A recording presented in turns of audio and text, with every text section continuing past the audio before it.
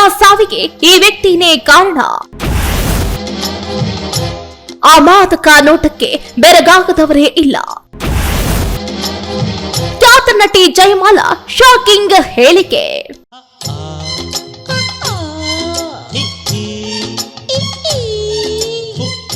ಬಹುತೇಕ ಹುಡುಗರ ಕನಸಿನ ಹುಡುಗಿ ಸಿಲ್ಕ್ ಸ್ಮಿತಾ. 70-80ರ ದಶಕದಲ್ಲಿ ಸಿನಿರಂಗದ ಟಾಪ್ ನಟಿಯಾಗಿದ್ದವರು. ರಜನಿಕಾಂತ್, ಕಮಲ್ ಹಾಸನ್ ಸೇರಿದಂತೆ ಅನೇಕ ನಟರ ಜೊತೆ ನಟಿಸಿ ಕಣ್ಣಲ್ಲೇ ತನ್ನ ಚೆಲುವನ್ನ ತೋರಿಸಿದ ಮಾದಕ ಬೆಡಗಿ ಸಿಲ್ಕ್ ಸ್ಮಿತಾ ನಿಜವಾದ ಹೆಸರು ವಿಜಯಲಕ್ಷ್ಮಿ. ಇವರು ಮೂಲತಃ ಆಂಧ್ರ ಪ್ರದೇಶದವರು.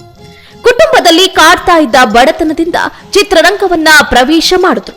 ಸಿಲ್ಕ್ ಸ್ಮಿತಾ ವೇಣು ಚಕ್ರವರ್ತಿ ನಿರ್ದೇಶನದ ಚಿತ್ರದ ಮೂಲಕ ಸಿನಿರಂಗಕ್ಕೆ ಪಾದಾರ್ಪಣೆಯನ್ನ ಮಾಡಿದ್ರು.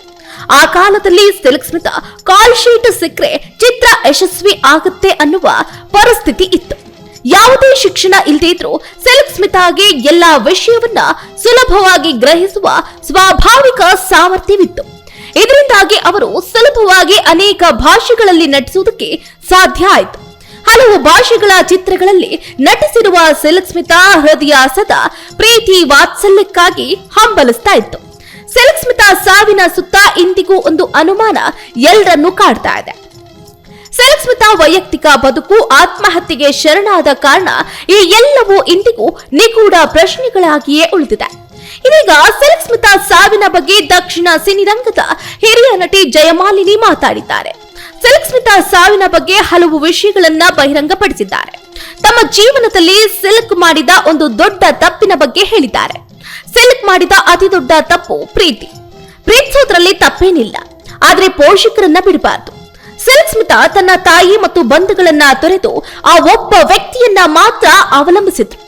ಸಂಬಂಧಿಕರನ್ನ ಪಕ್ಕದಲ್ಲಿ ಇಡಬೇಕಾಗಿತ್ತು ಅಂತ ಜಯಮಾಲಿನಿ ಹೇಳಿದ್ದಾರೆ. ಸಂದರ್ಶನವೊಂದರಲ್ಲಿ ಮಾತನಾಡಿದ ನಟಿ ಜಯಮಾಲಿನಿ, ಪೋಷಕರಿಂದ ದೂರ ಇದ್ದಿದ್ದೆ ಸಿಲ್ಕ್ ಸ್ಮಿತಾ ಮಾಡಿದ ಬಹುದೊಡ್ಡ ತಪ್ಪು. ಹಣ, ಕೀರ್ತಿ ಎಲ್ಲ ಇದ್ರು ಸಿಲ್ಕ್ ಸ್ಮಿತಾ ಒಂಟಿಯಾಗಿದ್ರು. ಒಂಟಿತನ ಅವರನ್ನ ಹರಿದು ತಿಂತಾ ಇತ್ತು ಅಂದಿದ್ದಾರೆ ಜಯಮಾಲಿನಿ. ಸಿಲ್ಕ್ ಸ್ಮಿತಾ ಹೃದಯ ಸದಾ ಪ್ರೀತಿಯ ಹುಡುಕಾಟದಲ್ಲಿ ತೊಡಗಿತ್ತು. ಇದೇ ಕಾರಣಕ್ಕೆ ಸಿಕ್ಕವರನ್ನ ನಂಬಿದ್ರು. ಹೀಗೆಯೇ ತಪ್ಪು ವ್ಯಕ್ತಿಯ ಜೊತೆ ಪ್ರೀತಿಯ ಬಲೆಯಲ್ಲಿ ಸಿಲುಕಿದ್ರು. ಆ ವ್ಯಕ್ತಿ ಸಿಲ್ಕ್ ಸ್ಮಿತಾ ಅವರನ್ನ ಬಳಸಿಕೊಂಡ, ಮದುವೆ ಆಗುವುದಾಗಿ ನಂಬಿಸಿ ಮೋಸ ಮಾಡಿ ಹೋದ. ಸಿಲ್ಕ್ ಸ್ಮಿತಾ ಮಾನಸಿಕವಾಗಿ ಕುಗ್ಗಿ ಹೋಗಿದ್ದೆ. ಇದರಿಂದ ಮಾನಸಿಕ ನೆಮ್ಮದಿ ಇಲ್ಲದೆ ಒಂಟಿತನದ ಛಾಯೆಯಲ್ಲೇ ಕೊರಗಿದ ಸಿಲ್ಕ್ ಸ್ಮಿತಾ ಆತ್ಮಹತ್ಯೆ ಮಾಡಿಕೊಂಡಿರಬಹುದು ಅಂತ ಜಯಮಾಲಿನಿ ಅಭಿಪ್ರಾಯವನ್ನ ವ್ಯಕ್ತಪಡಿಸಿದ್ದಾರೆ.